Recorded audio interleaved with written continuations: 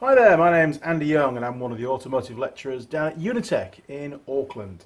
And this is one of my basic skills videos, nice short video about how to do really a foundation skill for in the workshops. And also for, everyday sort of car checking stuff really. On this short video we're going to cover how to inflate your car tyres correctly. Just before we start, if you look around your car, maybe in the driver's door aperture on the body or under the bonnet, there's going to be a little label in there and it's going to tell you essentially what the pressure should be for your front tyres and your rear tyres. Now,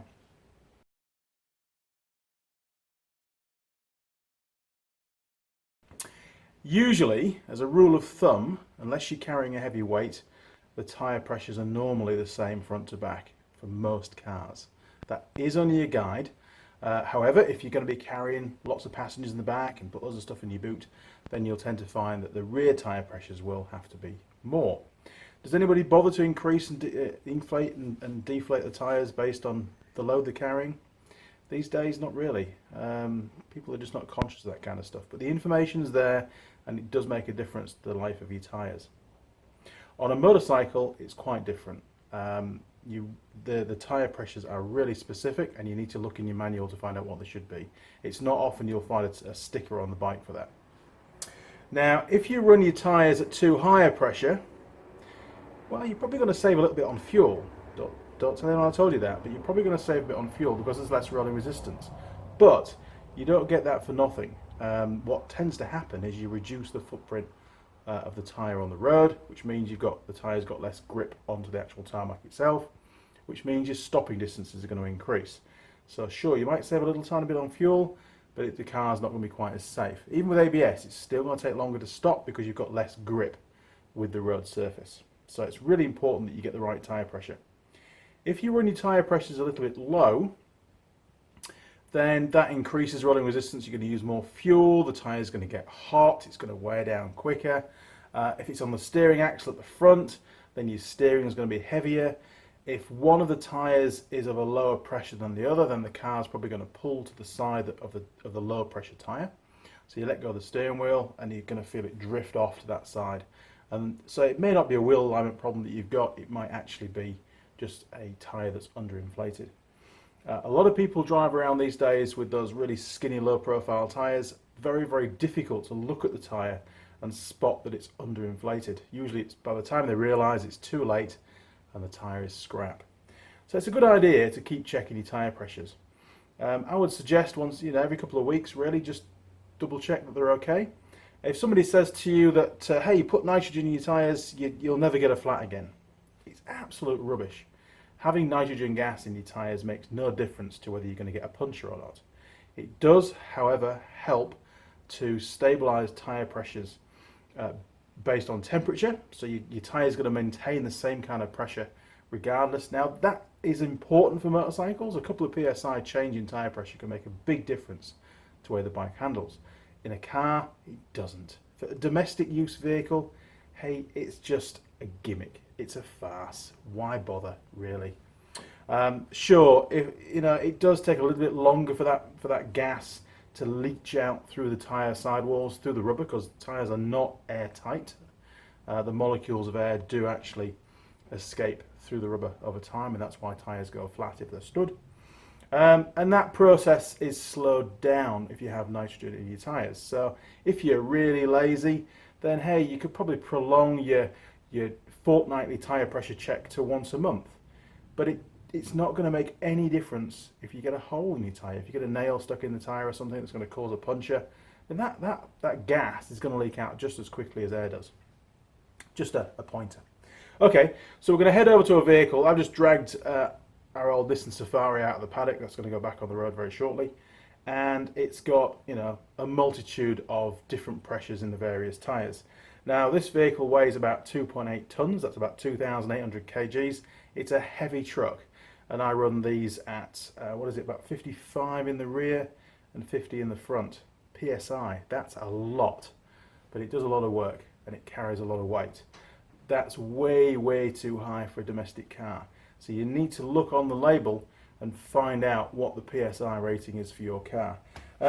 most garages where you go and use their inflators will have some kind of gauge like this, and this one has got PSI, a scale on there, and it's also got a bar scale, but there are a number of different scales out there for tyre pressure, and if you're not sure if the gauge hasn't got the scale on that's on the sticker on your car, then just Google it, go onto there, you'll find some easy conversion calculators where you put in the PSI, whatever you've got, and it'll give you it in different units so you can use the gauge.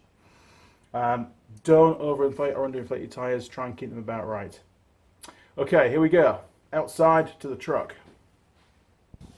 Okay, so you can clearly see on this particular tyre, it's been stood a month and it's gone way down, probably a small puncture. To inflate your tyre, doesn't matter where the valve is. This is the valve, this is the point that you put the air in. Take the cap off, don't lose the cap, you'll need that later on. And just grab the inflator and push the end onto the tyre. And you'll see on the gauge now, that should tell you what's actually in the tyre. And on this particular tyre, oh golly, we've got about 4 psi. So you press the inflator button, and this could take quite a while, so I'm going to edit this down a bit. And we've got to get up to about, I would say 50 psi on this one. Not doing any heavy towing at the moment, but I always tend to get the tyres ready for towing. Again, I'm one of the lazy guys that tends not to change the tyre pressures up and down based on what they're towing. Okay, that noise you can hear in the background, well, that's the air compressor that's just fired up, because we're consuming air and taking it out of the reservoir, the air pressure in the reservoir tank is dropping. So again, you'll hear that at the petrol station. Don't worry about it, it's not a problem. Okay, you can release at any time the button, and you can read what pressure you're up to. And we're up to about 32 psi now. The red scale is psi on this gauge.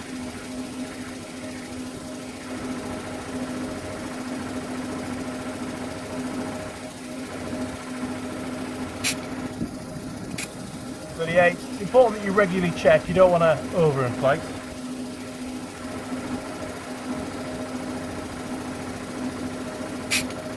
.42, nearly there. So we're going to draw the line at 50 psi.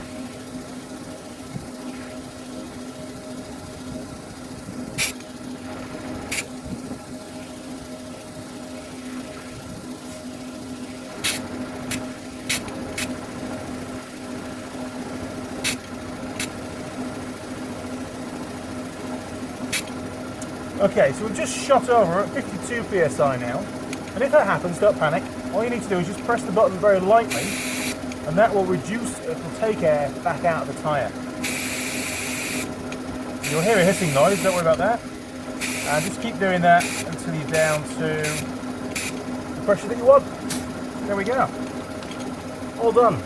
So it really is quite easy. Make sure you put the cap back on again. And given this tyre was really flat, I'll be checking this one again in a couple of days just to make sure it hasn't lost any more pressure. If it has, then it's time to fix a puncture, and that'll be on another video. Okay. So there you go, you've seen just how easy it is to inflate a tyre to the correct tyre pressure. If you're not sure what the tyre pressure should be on your particular car, then again you can either Google it, or if you're going to pitch a guess, have a look on the sidewall of the tyre, and it's going to tell you the maximum tyre pressure that tyre can take. Probably you won't need all of that. But also, whatever you choose, if you are making a guess, then you need to make sure, this is really important now, that you've got the same tyre pressure in both tyres on that particular axle. If you've got a difference in pressure, it's going to really affect the handling of the car. Also bear in mind that the more pressure that you put in the tyre, the less grip you're going to have on the road surface, within reason. And if you have too little tyre pressure in the tyre, then of course the tyre can get hot. We get a lot more flex in the sidewall. If it's on a steering axle, it's going to be really heavy. And the tyre, is going to get hotter because of the flex in the sidewall. And this is often the reason for blowouts on trailers and stuff, because trailer tyres tend to get neglected a lot more than car tyres. There's no feel for the driver to know that there's something a bit wrong. They deflate slightly, lose a bit of pressure, then they start to get really hot. then the rubber breaks down and the whole tyre just explodes, and it's time for a whole new tyre. Game over. Okay, so there you go. How to inflate a tyre. I know it's really basic, but some people do need to know how to do it properly. Any questions, comments, please leave it down the bottom. And hope you enjoyed watching the video. My name's Andy Young. I'm one of the automotive lecturers down at Unitec in Auckland, New Zealand. Thanks for watching. Cheers. Over and out.